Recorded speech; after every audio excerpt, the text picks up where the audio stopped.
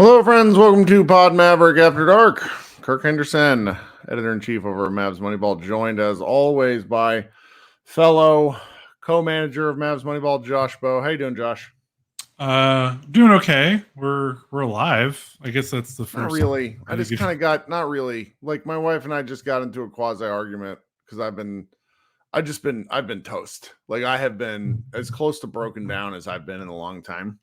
Sleeping in, sleeping longer, not being as responsive, not being like just going to bed early and then trying to sleep. I've just been a mess. So it's like the whole notion of doing anything Mavs related is usually something I very much look forward to. And I just haven't had the juice. So when I saw like our friends at We Talk Mavs and some of the other podcasts that are out there doing stuff, and I'm just like, good for you. I can't do it. I mean, the finals ended, a week and a half ago? Like, yeah.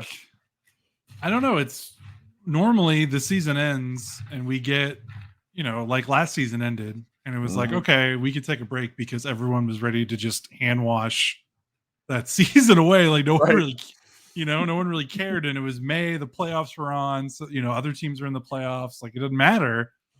Now when the season ends in the finals, like the draft is Thursday? Tomorrow? It's crazy. And like, we don't have a free agency is next week. We've talked about nothing. We don't have a single thing up on about the draft on Mavs Moneyball.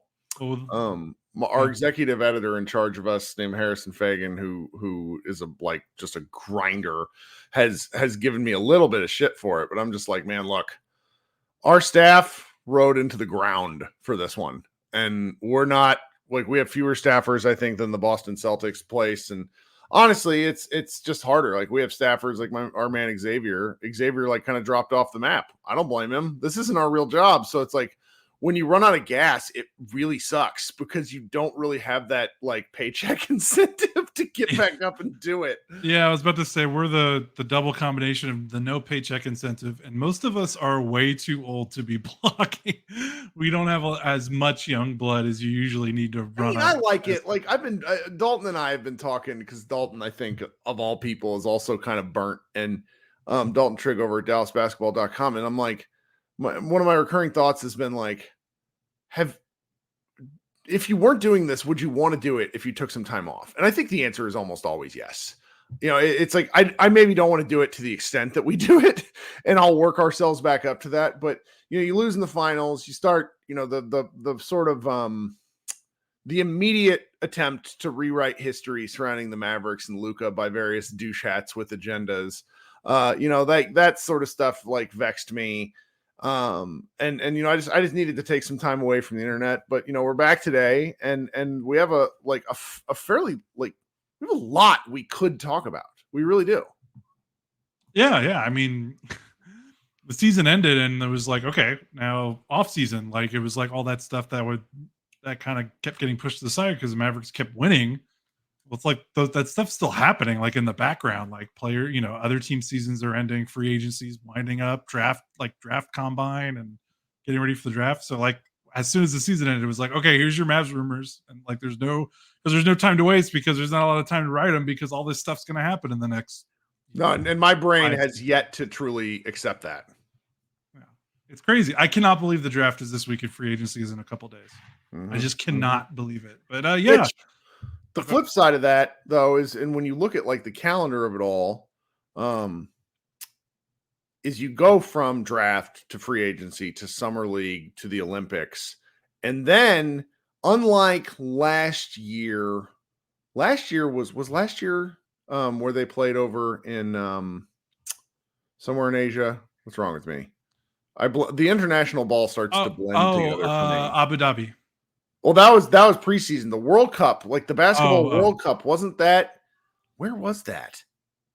Because the games were right. Yeah, was that last summer? Yeah, I know. So a little bit. Well, that's fine. She's our third man booth, 3-man booth. Oh, you're not allowed to be on the internet.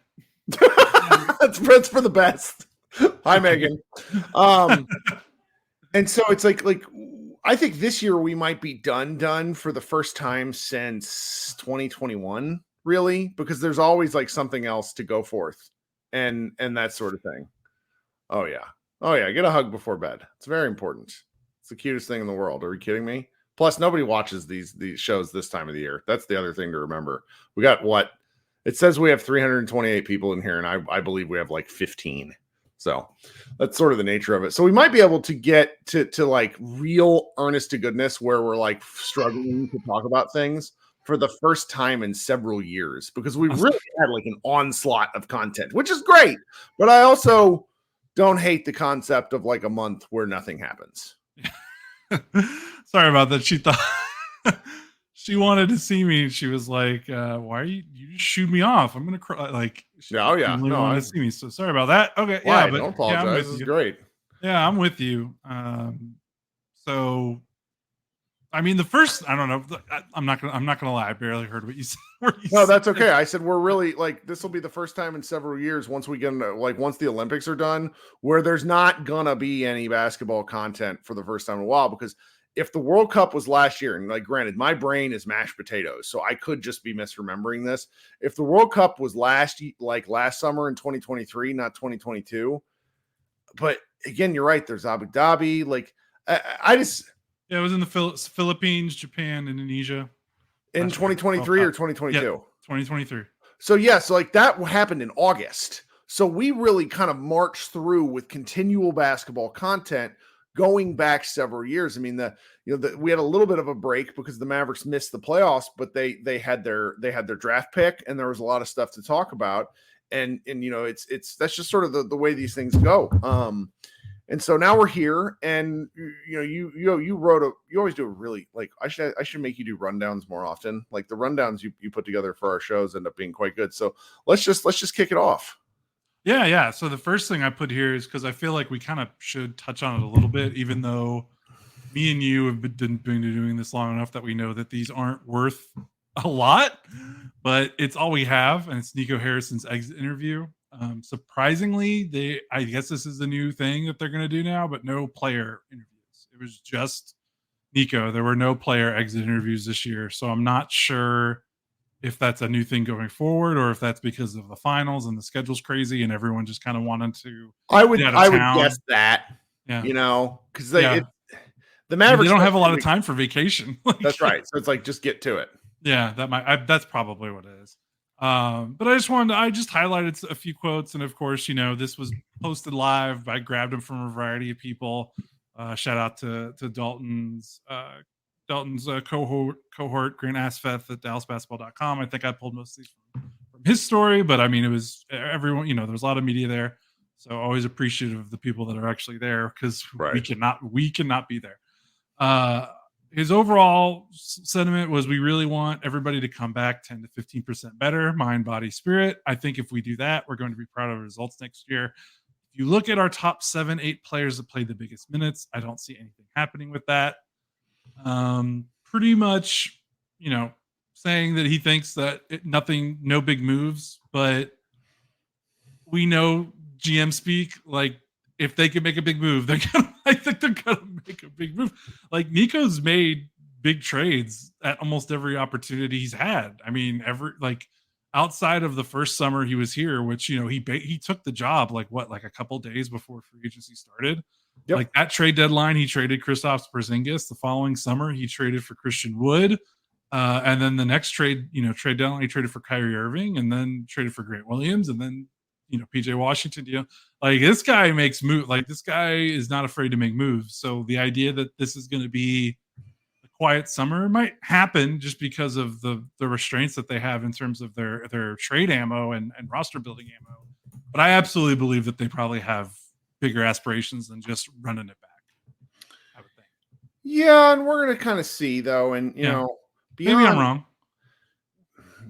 Beyond, and, you know, this kind of blends with our whole conversation, but my sort of theme, and I think, and it is not just because I am brain dead, but I think that when you make the finals, the team building apparatus deserves a whole lot of grace and a whole lot of faith. I'm not normally that guy. I'm normally very critical. I spent the entirety of the 2016 free agency period freaking out about Harrison Barnes. I normally want to drag this team through the mud, but I'm just sort of open to whatever they think works. You know, we'll probably talk a little bit about the various playoff rumors, but I think not playoff, free agency rumors. But I think sort of where I land is that I'm very confident in the Mavericks' top 6. So you go Luka Doncic, Kyrie Irving, Derek Lively, Daniel Gafford, PJ Washington, and you have to assume they do something because they keep emphasizing Derek Jones Jr. being a priority, bringing Derek Jones Jr. back for something reasonable once they figure out other elements of their roster. So when I look at that top 6, I'm pretty excited about that. And I haven't been excited about the top end of the rotation for a decade more.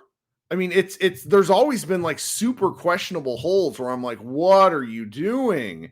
And you could probably make the argument of, all right, Derek Jones Jr. is the weak spot and they got to upgrade that. But okay, again, they made the finals. So I'm sitting here like, how can I be an asshole about this? There's no real way for me to do this unless I'm just, unless I have the fan disease of more, where I don't want to be happy with anything the Mavericks do. Like when I yelled at our fans during the final group where, I had one guy message me and he's just like, I find this sort of, speaking down to fans really frustrating. And I said, I get it, but I also find it frustrating whenever people can't take joy in elements of basketball. But so it's like when we talk about these things, I'm very ambivalent. I'm kind of like, there's rumors that happen today where I'm kind of like, okay, like I'm not, and that's just such a weird position for me to be in because I'm just such an antagonist. I know. And it's also tough for like the fan base because you look at what Boston did, who just won the title. Like they went to the finals in 2022 and they went to the Eastern Conference Finals in 2023. And then last summer, they made 2 huge trades that upended their roster. They traded for Kristaps Porzingis and then they traded for Jrue Holiday. Like that's a team that presumably had a pretty good top 5, top 6. And they were like, all right, we're gonna make some moves. So, there's definitely room to let this roster grow for sure, because I mean, they really haven't played together that long. What did Jordan, our staffer Jordan, said in Slack earlier? He was like, PJ Washington's played almost as many playoff games with the Mavericks as regular season games. Like, I think he played 29 regular season games and 22 playoff games. That's crazy. Yeah. That's wild. So that's a great stat poll. That is, when he pulled that was great. So it does show like they do have some room to just internally get better. And that was kind of the theme of the Nico exit interview, because he's not going to go out there and be like, yeah, we're trading for LeBron. Like, I don't know why fans think that that's like what these guys are going to say. Like, you talked about Washington and I talked about Derek Jones Jr. Let's do Derek Jones Jr. first. So Harrison said of re-signing Derek Jones Jr., I don't know how we're going to do it, but he's priority 1A and 1B. I think he fits with our whole team. He loves it here. We have to figure out the dynamics to get him to stay. But yeah, that's a priority. We'll do what we have to get it done. Now, I don't want to make my computer rattle because it's sitting up on a stand. But if you were to type in like Derek Jones Jr. career salary, I'm pretty sure he's made less than $30 million for a 7-year, 8-year career, which less than, like, that's more money than you and I'll ever make in our lifetimes. But for an NBA player, he's actually had, because he was undrafted, he's actually had kind of an interesting career. And so this is the time that he can make money. So fitting in this will likely, just given the way basketball players' bodies work, this might be the last time he has to make money. So it's in a significant way. It's very interesting because he talked, during the finals about wanting to resign here. Like, there's no question in my mind that he wants to be a Maverick. I'm just sort of taking a little bit of I don't think this is a done deal kind of thing, because it's too difficult to a guy, if he, what was the asinine contract that ESPN is somebody on ESPN, maybe it was The Athletic. Bobby Marks said like $22 million a year or something. Basically, what was the contract from the guy from Denver that signed with who was it? Grant?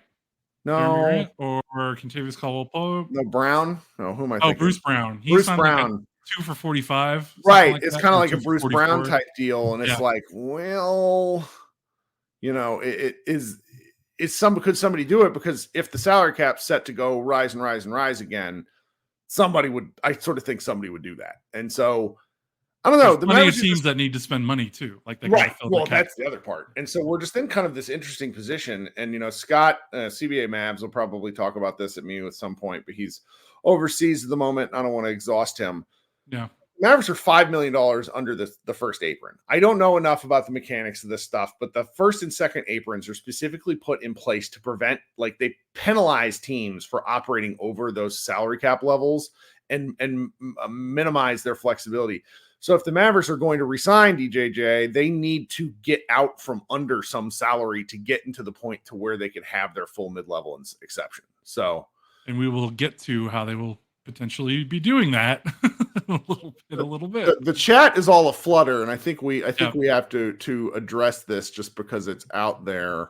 Where are we? There's Adrian Wojnarowski bomb. Yeah, go ahead. Just pull it up here. Sorry. The Knicks are sending 4 unprotected firsts, 25, 27, 29, and a 31, and a 2025 pick, Milwaukee first, and a 2028 unprotected pick swap, and a 2025 second-round pick for Mikal Bridges and a second-round pick. So the New York Villanova are what they're running out there. Really fascinating. I don't really have much more to say other than Mikal Bridges was the guy who I wanted the Mavericks to take at 5 back in 2018. I've always loved him as a player. But that's a lot. They're all in on the Villanova team. They are. I mean, that's basically, they're the on paper team is pretty sweet, but we'll see if they can be healthy. Well, then who else do they have to re-sign? OG Anunoby. And OG, I have to imagine you're re-signing OG. If you like, well, why are you're all in? Why would you not? Right. No, you kind of got to. But OG is a guy that doesn't play enough games. This is this is something on paper. Jalen Brunson, DiVincenzo, OG, Mikal Bridges. Well, shout out to the Nets, because the Nets needed to recoup some stuff because they sent a ton of picks to the Rockets to where they couldn't be bad. They couldn't tank because their picks automatically went to the Rockets for the Harden thing. So that's an interesting point. All right, back to the Mavericks. We're not another team podcast thing. And the Mavericks were trading for Mikal Bridges. I know some fans. And that's okay. So but Dalton, everybody, pipe dream out of your mind. All right. So I really like that quote from him. It's we'll be interested to see with what they do with Derrick Jones Jr. I hope they hold on to him is where I'm staying, but I understand that the mechanics of holding on to Derrick Jones Jr. is really difficult because, like I said, even though I'm very into the top 6, if there is one position that held them back in the finals, it was Derrick Jones Jr.'s.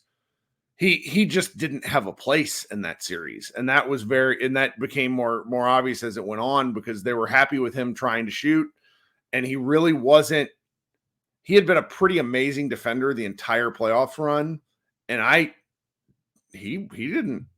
Did he stand out to you defensively against the Celtics? No, that was a tough series for him, for sure. For sure. But again, that was probably a tough series for everybody. Right. Celtics pretty good. Breaking news. We've been Celtics good for like a Celtics month. good. Yeah. But they should bring him back. He fits for what they want to do. Obviously, if it gets to like a Bruce Brown level kind of deal, he needs to take that. And if the Mavericks can't offer that because of their financial restrictions, that's not no fault of the Mavericks. And then you can't fault him because this is, like you said, he's 27. I think he'll turn 28 this season. This will be his last chance to get a big multi-year contract, I think. Yep. So. All right. So why don't you go with the PJ quote? Yeah, so I thought this was interesting on PJ Washington, PJ specifically, and this is Nico Harrison again during his exit interview. This is what he's saying. I think he can add a few more points a game, taking the ball off the rim, pushing it, posting up smaller players, shooting a little higher percentage from the 3-point line, penetrating when they run him off the line, Harrison said. So he can add a few more points, and he's going to. He's poised to continue to get better. I thought that was kind of interesting because I think that's kind of been something we've been talking about since he's been traded here, because his offense has been so inconsistent, to say the least. Is that he seemingly is a talented offensive player, and I think when he was traded here, that was kind of part of the deal. Was why doesn't his production match the talent? Because you watch him, and he is ultra athletic. He's fast. His jumper, to me, form wise, looks good. And you're wondering why doesn't he consistently hit that jumper after he came out of college? Good year, Kentucky shooting threes. First 2 years in the NBA was above average shooting threes, and then it's just he's kind of taking a step back like the last 2 years. And you're just like, what's going on? Because mechanics doesn't look like something's wrong with him mechanics wise necessarily. At least from our vantage point, we don't know, up close. So it makes sense that if they can't make a big move to bring in some more offense and some more shooting into their starting lineup, right, like PJ makes the most sense for if they need to get better internally. And obviously in the finals, their biggest issue was that they just could not score enough because they had just PJ was garbage. Like PJ was bad. Like Bill Simmons had this pretty good, Bill Simmons of all people had a pretty amazing tweet that listed out how bad the various Mavericks were in Boston. And PJ was the one who probably had the most opportunity and then derped the most. That said, we saw a lot from PJ this year. I am Brian Damaris said on the Take That With You podcast that as he understands it being, don't really understand his role. Like he is a former Mavericks employee for a regime that is no longer there. But he still obviously has multiple friends within inside the organization. As he understands it, they're going to work on rebuilding his shot, which the first thing I thought of was like, does that mean he's getting LASIK? Because I just don't understand the man's depth perception. But still, they see there's there. I mean, if they could rebuild, like Dorian Finney-Smith could not shoot. I just can't emphasize how bad Dorian Finney-Smith was. And then all of a sudden he's shooting 38% from three. So I don't. And he's got the skill. Like it's not like they are starting from scratch. Like he can do some stuff in the post. He showed off that floater. He showed off some post ups in the playoffs when Alexander Thunder tried to hide him, Shea on PJ, and he posted him up and scored on him a couple times. Like you're not working from scratch. Like this is not some defense. Like this is not Derrick Jones Jr. No offense to Derrick Jones Jr., but he has some tools in the toolbox, so to speak. He can shoot better than what he showed in Dallas. I truly believe that he could do a little bit more from 2-point range. The big thing that they're going to have to figure out is one way to probably get him some better looks is to run some more pick and roll with him as the role. But he's got to improve his ball handling.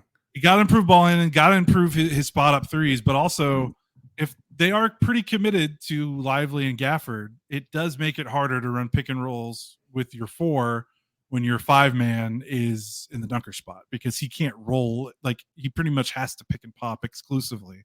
And when the defense knows what you're going to be doing every single time, makes it way easier to guard. So if they want to mix things up with him, they're going to have to figure out how he can be worked in the pick and roll, even with a rim runner, dunker spot player like Lively or Gafford on the floor. Well, they're going to have to figure that part out. Which is something. And that's an interesting and a good, I don't want to say a good problem, but a problem that I'm interested in them solving. And he's 25. So. Yes. Yeah. A lot of basketball to be played for that man. The last quote was on Derek Lively that you found interesting. D-Live, he improved right before our eyes. From the first part of the season all the way to the playoffs, he continued to improve. I think the sky's the limit. We got a good one in him. All defensive player, all-star type guy. Who knows what his timeline will happen, when his timeline will happen. But he's well on his way to being a special player. And that's, for us that watch the team very closely, that's the revelation. That's the takeaway where again, not to just from a national perspective, when I heard after the game, it was like it was on one of Bill Simmons' shows with Rob Mahoney. I'm surprised Rob didn't have more to say about this, but they basically called him a Tyson Chandler who can pass. And I'm just going to stick with my 7'1" Draymond comp. I really am. Like the kind of stuff he can do, offense and defense. I don't want to put a ceiling on him. He is he's not Victor Wembanyama. Okay, so what? He's the second best player in the draft class right now. He is. I wouldn't take. There's not a single player I would take above Derek Lively with what the Mavericks need, other than Victor Wembanyama. And Matthew Phillips, a Mavs Moneyball contributor, who threatened to quit the site like 19 times during the playoffs because he was so frustrated by certain elements of the refereeing. He had a good point. He's writing something on Maxi Kleber, and we were talking about 3-point shooting volume. And I think one of the silly goals for next season, he needs to shoot a 3 a game. 1 3 a game. He needs to be willing to take the shot. And I think if he is hitting 33% of his threes, it's going to change the way teams guard the Mavericks. Like they're this close. Celtics are kind of an outlier team because they can guard 5 out. Nobody else can. Like if this dude's shooting pick and pop threes, oh my God, it's over. What do you do? Like, what do you do? You're really big on this. Do you feel like they could push that? I mean, I don't know what the Mavericks. I don't think the Mavericks have said publicly if they want him to be a big 3-point shooter. I think even Kidd kind of pushed. I think I remember. But if you are going to run 5 out offense, you have to have 5 threats. You cannot have like Maxi Kleber is not a stretch 5 or a stretch 4 or do they need anything. Do they need Lively to be a stretch 5 for them to be the best team that they can be with him on the roster? Yes, he's already pretty good right now. Because I don't see how they're going to improve their shooting. So one of the interesting parts about this season was, and Rob Mahoney wrote about this right before the trade deadline. The Mavericks have tried to pair Luka with shooting for years. They made it to the Western Conference Finals with pretty good shooting. Shooting is a premium skill that is expensive. So they went the other direction at the trade deadline and went with pure athleticism. They lost some of their shooting. Tim Hardaway was the most important shooter on the roster, and he didn't play in the playoffs and ultimately didn't matter. So if they're going to continue to stress athleticism and defensive versatility, and I think they will, they're going to inevitably give up some amount of skill elsewhere. And I think that comes at the 3-point line. So if you have, instead of just Kyrie and Luka as willing 3-point shooters, and then PJ is somebody who's okay, Derek Jones Jr. is somebody who's, mid at best, but you're hopeful. If you can get that 1 3-pointer a game from Derek Lively, whether it's from the corner or the top of the key, it just changes how teams guard. Like Luka likes to be doubled, and I'm getting off on all sorts of sideways tangents here, but Derek Lively is the outlet man on any of those catches. Ability to shoot that 3, drive to the rack, dunk, drive and pass is simply unfucking stoppable. Draymond Green and Steph Curry did this. We saw it. They rode it to multiple championships.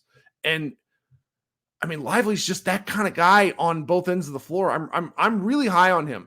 Maybe I'm just totally high on my supply, but that's how I feel right now. We saw a 20-year-old rookie go against a team with Rudy Gobert in a conference finals and outplay him.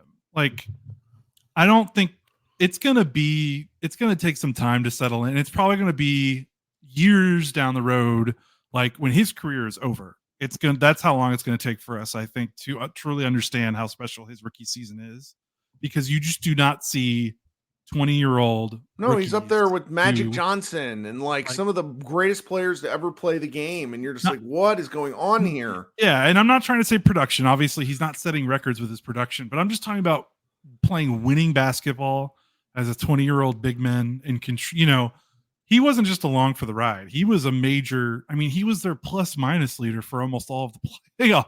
Like, he was a big reason why they got to the finals. Mm-hmm. Like, it wasn't like the Mavericks kind of took him along for the ride and he just came off the bench and played a couple minutes and got a couple cool dunks. Like, he was their defensive anchor in the playoffs, especially since Gafford struggled a little bit in the first 3 rounds. Like, it was pretty remarkable. And I don't know if we're going to see something like that for a while. It's going to take another special, Luka level, like, another special talent.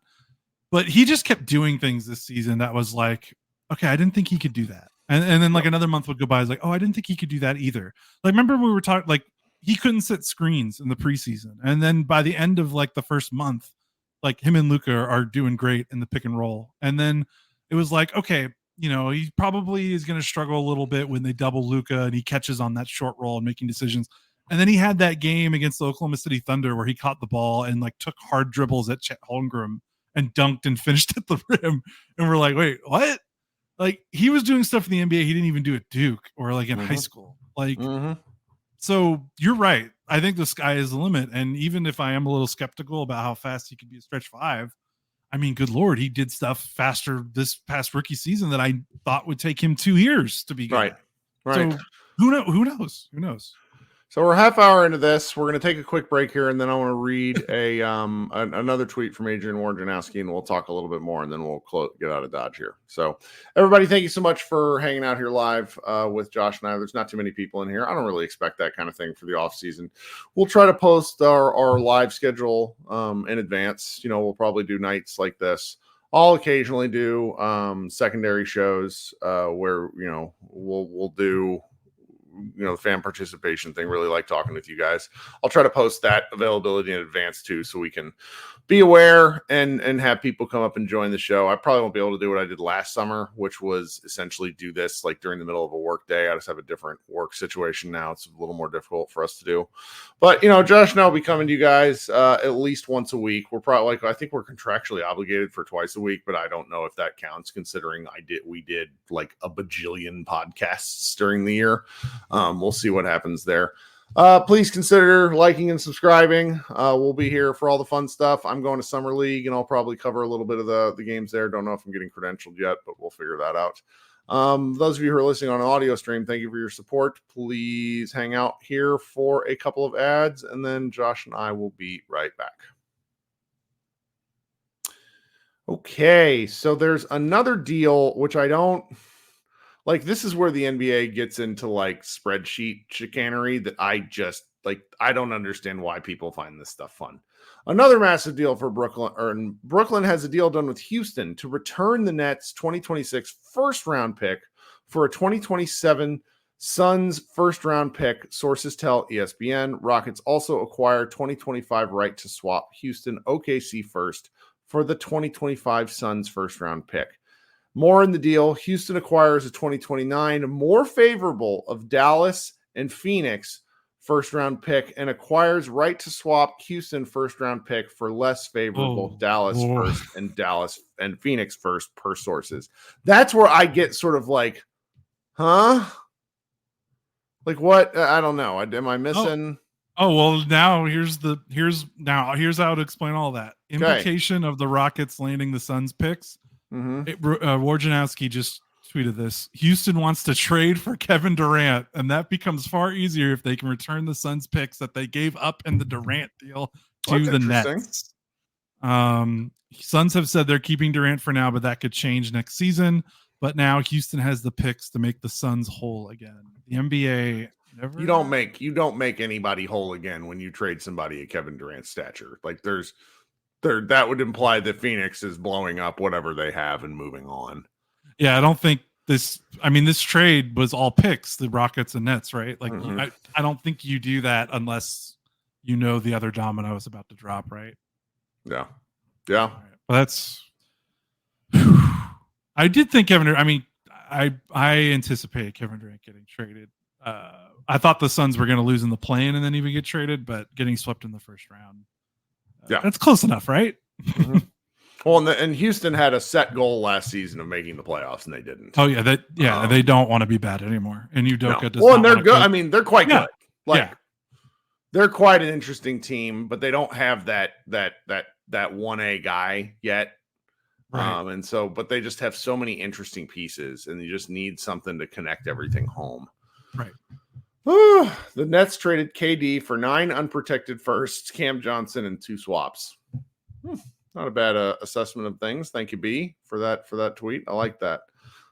Anyway, again, not a podcast for national stuff, but it is interesting as far as how it affects the Mavs. I mean, I don't worry about this stuff at the moment, but the Mavericks don't control anything of theirs from 2028 to 2031. No, So they pick swap They've got out a couple more picks to trade, right? Like 1 or 2 more picks they can trade. Pick swap out for 2028 is done. Pick swap out for 2030 is done with the Spurs. Then they owe the 2029 pick to the Nets, and I guess that one is one of the ones that could move to the other teams. They are off their 2024 pick now. So I cannot remember if they owe that 2027 to anyone. 2027, I think is to Charlotte for PJ, I think. Okay, so it's they don't owe the 2031 to anyone, and they could still theoretically move the 2025 pick, which is not very valuable. I don't think they can move the 2026 pick because you can't trade back to back. Yeah, B says the Mavs can trade 2025 and 2031 picks if they want to. So nice, and I earnestly think they will. At some point, but now we're kind of in the trade rumors and talk and free agency and draft and yada yada yada. And so where we're at, and I'm curious where you are with this. There's a lot of stuff out there, but as a big picture sense, if I'm Nico Harrison, I don't move unless I am very happy with the deal. Some of the things that are out there right now don't make a ton of sense to me. Like I have a friend in Portland, and he's Danny Meringue is his name, and he's tuned in to the Portland organization. He's on the radio up there. I don't know if this is off the record or not. I don't think it necessarily matters. The Mavericks have inquired about what's his name? Grant? Yeah. And the Blazers are like, why are you calling? Because, again, it's like the same Mavericks fans that were trying to offer Tim Hardaway Jr. for Mikal Bridges. Obviously, Mikal Bridges and Jeremy Grant are not the same player, but Jeremy Grant is an expensive, good basketball player. You've got to give something to get. And, like, right now we're in this position where, assuming you really like some of these Mavericks players, you've got to understand that a lot of these guys that the Mavericks have available to trade are not awful, but they're not interesting. Like 6'4" shooting guards. So Josh Green, Jaden Hardy. There's 20 of those in every draft. There just are. So I don't like what Maxi Kleba is burnt toast, and you got to find a team that's happy with a guy who won't shoot threes and can only play 15 minutes a game. Tim Hardaway is the only interesting one, and I know we'll talk about him more in a minute. But it's for me right now, I'm not seeing it. So it's like is your 2025 pick a real sweetener for any team that's probably going to be, picks 22 to 31 in a draft? Is that interesting to anyone? I don't know. I don't know. So what should we talk about next? Okay, well, do we want to bounce off that with some other off-season rumors, the ones before all this other stuff started bouncing off? You want to yeah. So Mark Stein has kind of had a pair of Mavericks reports. First one came earlier in the I think this came last week. He said the Mavericks are interested in drafting Bronny James with the 58th pick in the 2024 draft. So that's the Mavericks' only pick in this week's draft. It's the, I think, last pick of the draft, but 58. I thought there were 60 picks, but maybe there's something. No, there's not, because people have lost picks to basically punishment by the NBA. Okay, so it's the last pick of the 2024 draft. So they said they're interested in Bronny. By all reports, that's somewhere around the range that Bronny is expected to be drafted, anywhere from maybe would be wild if he was taken in the late first, but everyone's been pretty much saying he's probably going to be a second rounder. He's only worked out for the Lakers and the Suns. His agent is Rich Paul, who's also LeBron's agent. He's very clearly said he's not going to any team that wants to put him on a two-way deal, send him to the G League, which is fascinating. Right. So, but also Rich Paul talked to ESPN, and Rich Paul said he confirmed the Mavericks' interest in Bronny, and also said, quote, Nico Harrison is like an uncle to Bronny.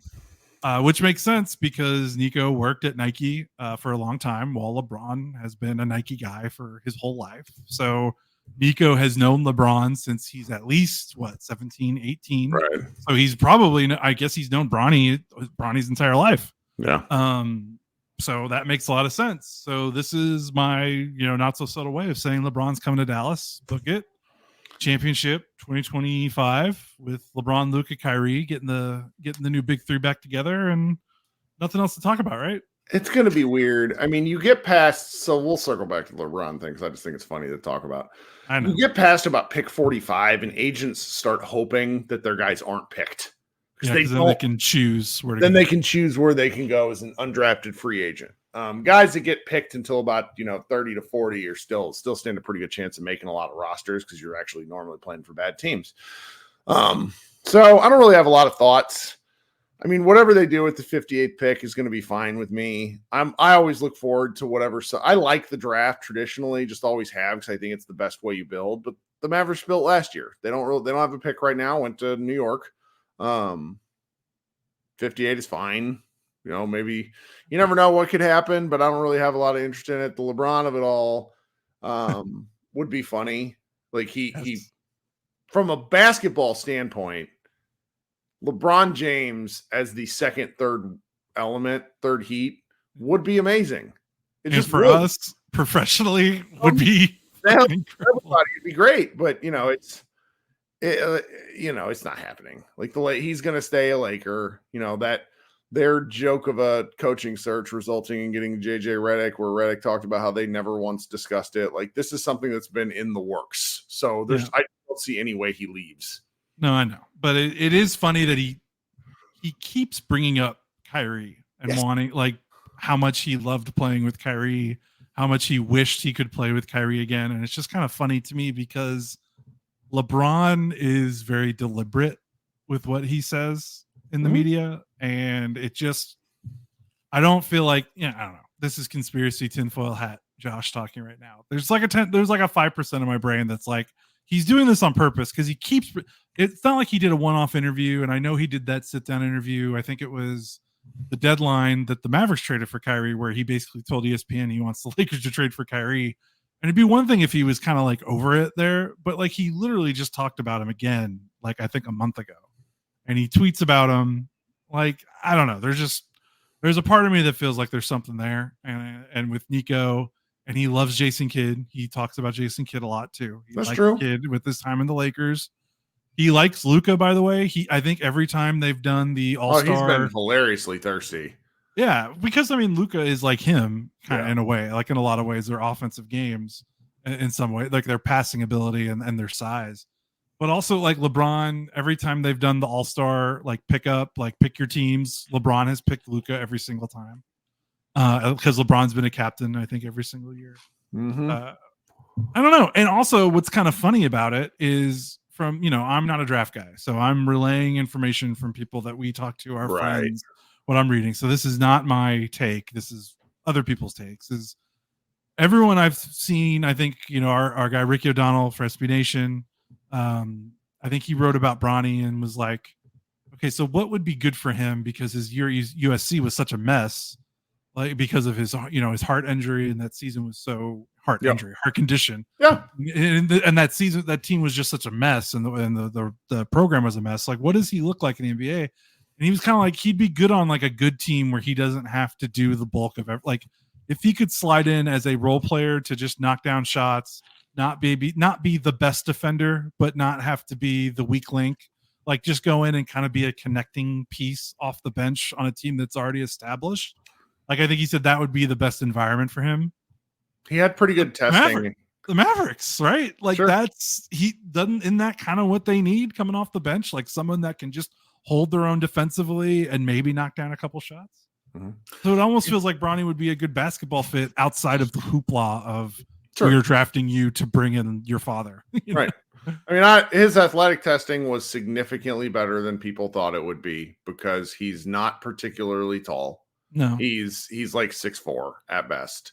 He's big, broad shoulders, that sort of thing. But this probably isn't fair. But it's like Lou Dort went to out of college, was like basically the kind of guy who was like a football player playing basketball. Bronny wouldn't be quite like that, but he's like people didn't have significantly high expectations for him, for Dort, and so I don't have high expectations for the kid. I hope whatever the Mavericks do with that pick is interesting. And it gives us something else to talk about. But again, I'm just so kind of content. He's not leaving LA. Yeah, and I'm just kind of content with where things are, and that's not the way I ought to be, but whatever. All right, well, let's get to the last piece of actually, there's two more pieces of news. You wrote about one, but I want to talk about the other first. So the Detroit Pistons snatched up Dennis Lindsey from the Dallas Mavericks today. Oh, yeah. And I think that's, Lindsey, as far as I understood things, did not have a specific title with the Mavericks. He was kind of like senior advisor. And I think he provided some stability to Nico. I don't know how much of a loss it is for the Mavericks outside of the fact that I am now actually quite concerned that the Pistons are going to make a run at Sean Sweeney for head coach. And Sweeney's pretty important if you listen to people who talk to the team. According to Tim McMahon, Luka Doncic asked Sean Sweeney to go help the Slovenian national team's defense heading into the Olympics. Yeah, he's like their defensive coordinator. And okay, if you say, all right, they built a foundation, this is where they go from here. Coordinator positions matter. They just do. I mean, I'm a Kansas City Chiefs fan, and their defensive coordinator is why they've won 2 Super Bowls in a row, not because of Patrick Mahomes, even though people would kill me for that. That might be the wildest thing you've ever said on this podcast. I mean, they won because of defense. They did. You also have the best quarterback in the world. Chris Jones getting in Brock Purdy's face when there's a touchdown on the line really helped. Anyway, I'm just sort of thinking about that. That's going to be on my mind because I think that kid is a basketball savant and a manager of people. And we saw his master plan unfold this year where he's not going to press buttons because he knows he only has so many buttons he can press. But at the same time, you still got to win basketball games. And regular season guy, like to hear McMahon described him as like mini Tom Thibodeau back when Thibodeau was with Doc Rivers and the Celtics, just constantly barking and pushing people. I think that's like the Mavericks need that guy. Like the Mavericks play lackadaisically as shit sometimes. They need an asshole around. And Kid is not that kind of guy. So anyway, it's just something I'm sort of thinking about as Cowboy asked, thank you for the tip, Cowboy, asked, could Darryl Armstrong move up if Sweeney leaves? Front of the bench stuff from Darryl Armstrong would be wild. I had one guy in one of my group chats ask who Darryl Armstrong was. And I'm like, Darryl Armstrong is like he's one of those guys you knew if you watched the NBA hardcore in the early 2000s. Anyways, Josh McSwain asks, did we talk about Dennis Lindsey going to Detroit? Yes, I just finished up with that. So thank you so much for that. Oh man, my man Joe murdering me with the Tommy Boy hair. Yeah, that's like, kid, just got out of baseball practice with my kid. It's 108 degrees outside, whatever the shit it is. Yeah. To put a bow on the Lindsey and Sweeney kind of tag team this is kind of what happens when you have a great season, by the way. Yeah. You get pillaged because people are like, rightly so. They want to advance their, they want to get a better job. Dennis Lindsey was a GM.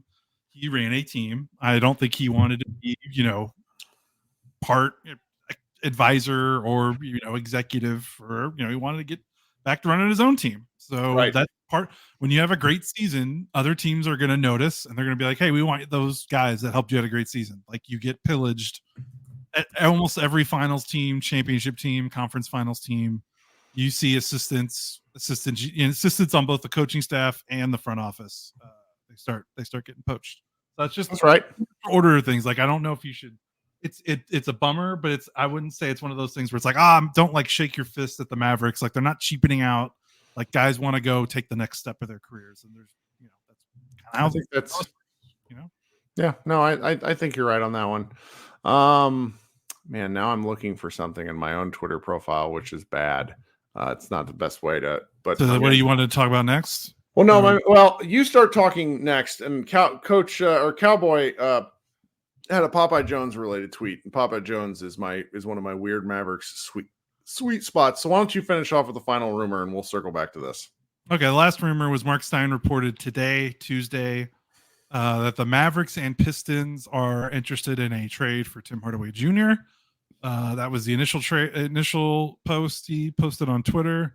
And then he followed that up saying the deal could potentially involve Quentin Grimes, who was traded to Detroit last trade deadline when the Knicks went for Bojan Bogdanovic. Grimes, third-year player drafted in 2021. Pretty traditional 3-and-D guard. Had pretty promising rookie and sophomore seasons in New York as like looking like a bona fide rotation player, and then got traded to Detroit and was hurt and fell off a cliff, so to speak. He played 6 games after getting traded to Detroit. Shot 4 of 28 from 3 in those 6 games. That is 14%. It's Luka. That's Luka Doncic in the last 3 games of the NBA Finals. Yeah, not good, but he is a 6'5", 24-year-old guard. Former first-round pick. Would actually be a pretty nice little move for the Mavericks because presumably, like I've seen some people in the chat being like, well, how is that the deal? You know, how they got to match salaries, and the Pistons project to have like 60 to 65 million in cap space this summer. So nobody has space anymore either. Yeah, so they can just trade Tim into the cap space, and Grimes would just be like a throw-in, presumably, and the Mavericks would probably kick in maybe some like future seconds, maybe the 58th pick. I don't know. It would be very, very funny if they traded for him and then Sean Sweeney had to go coach Tim Hardaway. I know, that would be pretty funny. But a lot of people were like, why would Detroit just take Tim? But one, Tim's an expiring deal, so it's not really killing Detroit.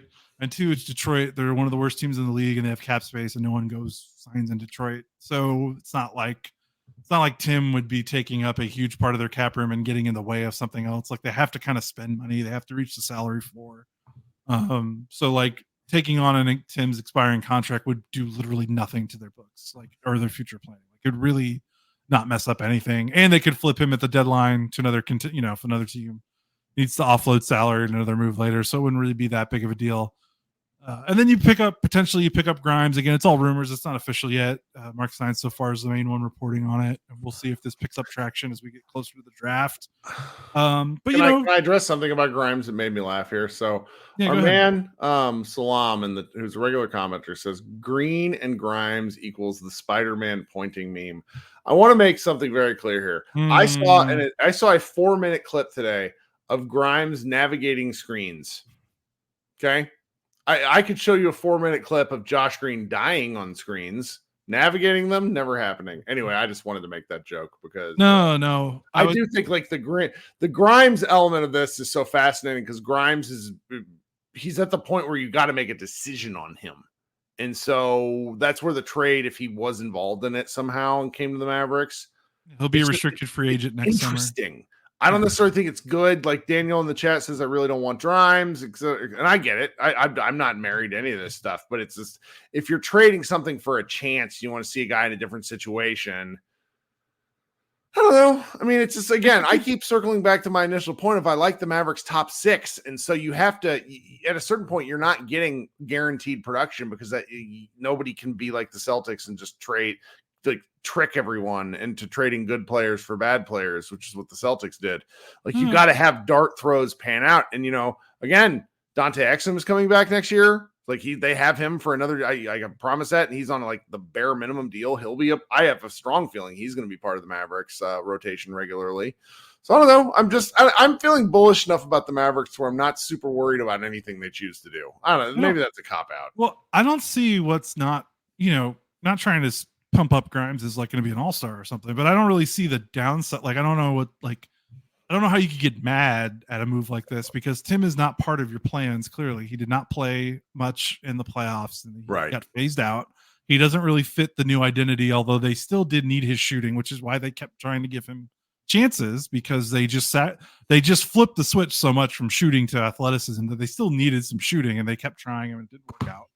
He's not part of your future. He's a little bit, I think he's already 30 or about to turn 30. I think he may be 31.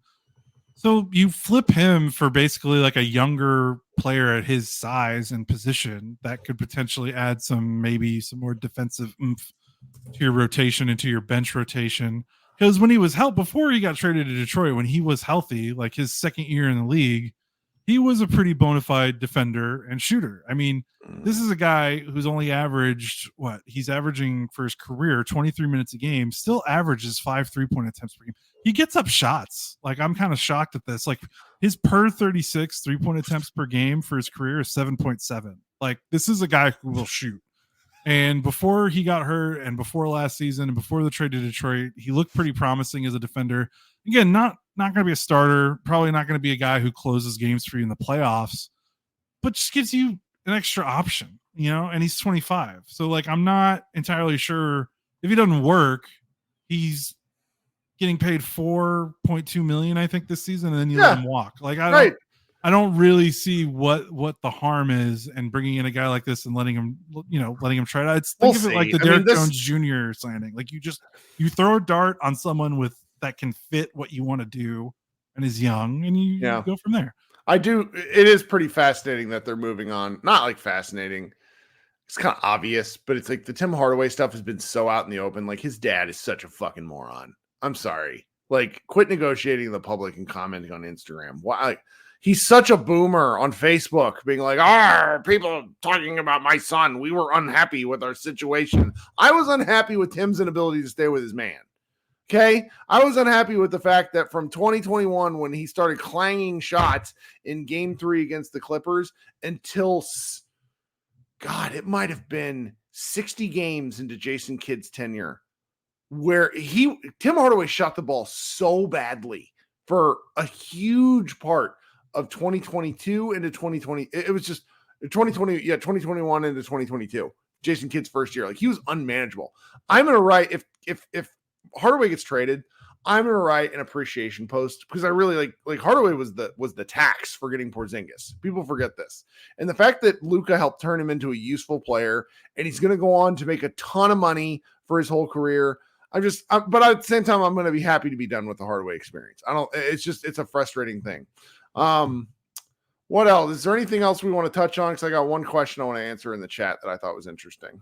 No, go ahead, because we literally have gone through the rundown. Good. All right, and we're almost an hour in. Daniel M says, Kirk, what do you think about this trade? Grant and Thibault for THJ, Maxey Green, and a 2025 first top 10 protected. I want to start at the end first. I don't think the Mavericks can offer any protections with future picks, because they owe a 2027 and a 2029, because it cannot be top 10. Like, they would have to give an unprotected pick with anything that they do. Anything. So I've seen this out there a lot. Pretty sure that I mentioned this a little bit earlier. The Blazers aren't interested in anything the Mavericks have right now. So do I like it? Don't hate it. I just don't think it's real. Does that make any sense? Yeah. I mean, you talk to people that would know a little bit more. It's like those guys aren't very good. The Mavericks players aren't very good, and the Blazers are already not very good. They have a bunch of undersized shooting guards as is. Yeah, like, I'm trying to think like what do they want with Maxey? Right. Not to disparage Maxey. I'm just trying to think of a player like Maxey. What does he help a rebuilding team right now? And then Josh Green, they've already got how many young players that are trying to figure it out? What's one more to the pile? And where does he fit into their rotation? What does he give them more that Thibault doesn't give them? And then not to be down on Josh Green. Now that we know that Lively is actually a good basketball player, I'm very interested in the concept of Thibault. Thibault is garbage without a really good rim runner in front of him. Or I'm not rim runner, rim protector in front of him. Thibault is such a fake all NBA defensive player, because he played in front of Embiid, who gets to kind of play with impunity. And he would go, his big 6'7" ass would go get 2 rebounds a game while getting 2 steals a game. Like, he's a fake defender. But I think the Mavericks run such a physical defense that he might thrive in a Dallas uniform, and having rim protectors behind him. So, yeah, right? Because last summer we didn't know that they were going to have that rim protection when we thought that there was when they gave him that offer sheet, and that's why we're like, I don't know, because is Lively? We're back then. We're like, is Lively going to be ready? And then after Lively, it's Dwight Powell and Maxey, and we're not sure what's going on there. So, but now that you have Gafford and you have an established Lively, probably makes a little bit more sense. And then Grant is like, they just need more shooting, and they need more guys that are just capable threats with the ball. And that makes sense. I mean, it makes a lot of sense for the Mavericks. I don't see I mean, the pick might be okay, but like you said, now that the team, this isn't last year where there was so much uncertainty about the future of the team. They've done so much in 12 months to change the projection of where we think the team's going to be.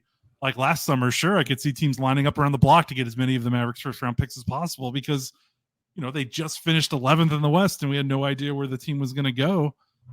Now they made the finals. Like next year's pick, like you said, is probably going to be in the low 20s. How valuable is that? Like, what does Josh Green add to what Portland's trying to rebuild? Right. It's not the cleanest fit there. Yep. I don't know, but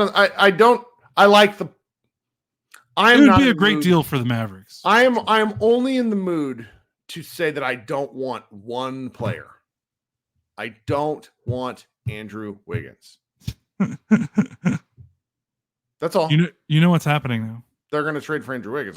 Yeah. You just signed. Oh, SJ, our occasional colleague SJ is writing a piece on this because she really wants him, and I'm just like, I don't want to argue with people, but I just can't attest. He was one of the worst. He was probably the worst high volume minutes player in the league last year. He was awful. And like, I just don't know how to explain that to people. He was very bad. He doesn't like basketball. It's like, do you want Ben Simmons West Coast? Like, because that's what he's not that kind of like inept, but it's just like, I don't think he really cares about basketball. But that's the one. Everybody else you can kind of talk me into. Jeremy Grant can't play a lick of defense, but is that because he hasn't played a lick of defense or he can't play a lick of defense? That's a different situation. So, right. Okay. Oh, I'm kind of here. This is an interesting question. 77 Billiard says, what do you feel about the found respect for the Mavericks by the national media after the finals run? I kind of saw a mixed bag. I mean, there was like you saw like football players trashing Luka Doncic, and it's just like, okay, guys, settle down. How the Mavericks get talked about next season is always interesting to me. But again, guys, one of the things Josh and I always tell you is you should seek out voices who know what they're talking about. That may not be us. That's fine. There's lots of Mavs voices that watch the team 82 times a year. What I will tell you is that Skip Bayless doesn't watch the Mavericks, that Zach Lowe, to a degree, doesn't have time to watch the Mavericks. So you find information where you can get it and lean into that. So we'll be back. If something weird happens tomorrow night, maybe we'll hop on. But other than that, we'll probably circle back next week. Because the second round, the draft is 2 days, so the second round. Well, and I gotta go. I gotta drive to St. Louis, and I have to be there for a week. I'll take all my stuff with me, but it's I'm not in a. I'm just not in a content making mood. So. Yeah, we'll see. Well, look, when Bronny gets drafted, we'll have to hit the ground running. I'm sticking to it. I'm sticking to it till it ends. I just like the Dalton Trigg in you is so magical. He should be you should send him a care basket. I've stolen your bit. I see the signs. I don't know what else I can say. I see the signs. Well, Scoop B, Brandon Scoop B Robinson says, in addition to the Rockets, Dallas and Chicago also have some level of interest in Kevin Durant. Yeah, I bet we have interest in Kevin fucking Durant. Of course we have interest in Kevin Durant. Don't think we can afford Kevin Durant. What? My God. Hey, who knows, man? Who knows? But this is what happens when you make the finals, right? That is correct. This is what happens when you make the finals. Like this will be a great summer to test the who really does want to play with Luka Doncic kind of theory, because that's been a talking point. Is like Luka should be attracting, people should be wanting to play with him because he's such a great passer and great facilitator, and seemingly everyone that plays with him has a career offensive season, and it just never happened. But that's less to do, I thought, with Luka and more the team just wasn't good enough. They had the one conference finals run, and then they immediately finished 11th the next season. And it's not going to be an indictment if they don't make a good move because, their hands might be tied. But I will be very interested to see how the rumors continue to pick up because, like I said, this is what happens when you make the finals. Other players are going to start to notice you a lot more than they used to. Love it, man. I love it. Salam says, I have interest in Sydney Sweeney, news at 11. That's a good comment. We're going to end on that comment. Guys, thanks so much for hanging out with us. We appreciate your support and time. Please consider leaving comments on this video if you're watching it. Those of you who've hung out for the live chat, you're the best. Everybody be good. We will be back at some point, and we'll be sure to try to broadcast that as best as possible. If you want to know when we're going live, you need to do something within your YouTube thing. There's an ability to get notified for whenever we post new videos. All right, everyone, have a great night. We will talk soon, and go Mavs.